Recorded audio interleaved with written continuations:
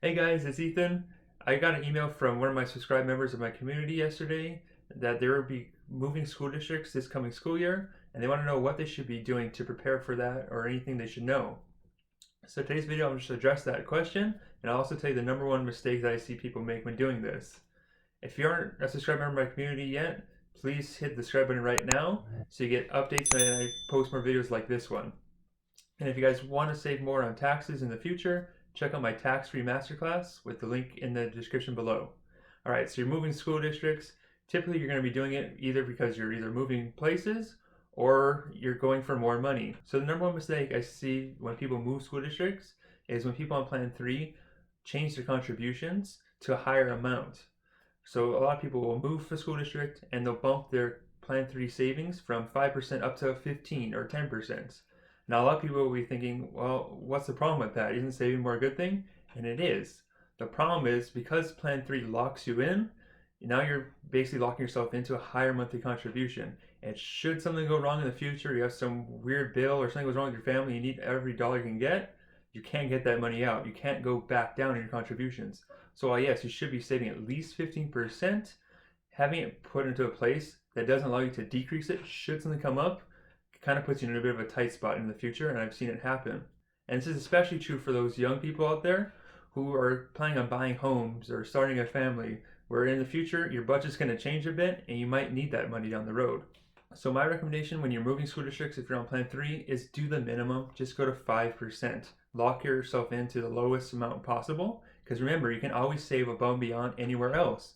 Plan 3 isn't the only place you guys can save. Every school district sponsors a 403B program, so you guys can start one of these 403B plans up anytime you want to. There's no open enrollment. You just have to sign up with one of the approved vendors and you're all set.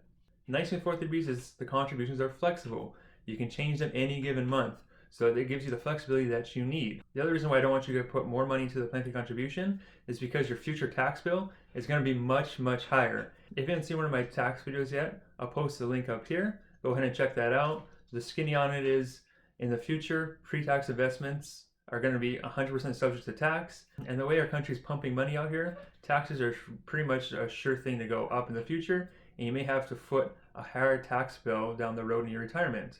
And when you think of it, when should you be paying your taxes? While you're working and making the money and actually have the money to pay taxes with? Or you want to pay it in retirement when you're on a fixed budget? It just makes sense to pay it now. And that brings me to my second point. When you're moving school districts, you should think about moving your contributions over into a tax-free savings, such as a Roth 403B plan if your school district has that available, or using a Roth IRA. And if you guys aren't able to use any of those options due to income restrictions or your school district doesn't have those options, then you can also use cash value life insurance as a form to save money into on a tax-free basis. Another thing you guys want to do is if you already have a 403B plan in your current district and you plan on moving districts, you want to have to fill out the paperwork to transfer that 403B with you.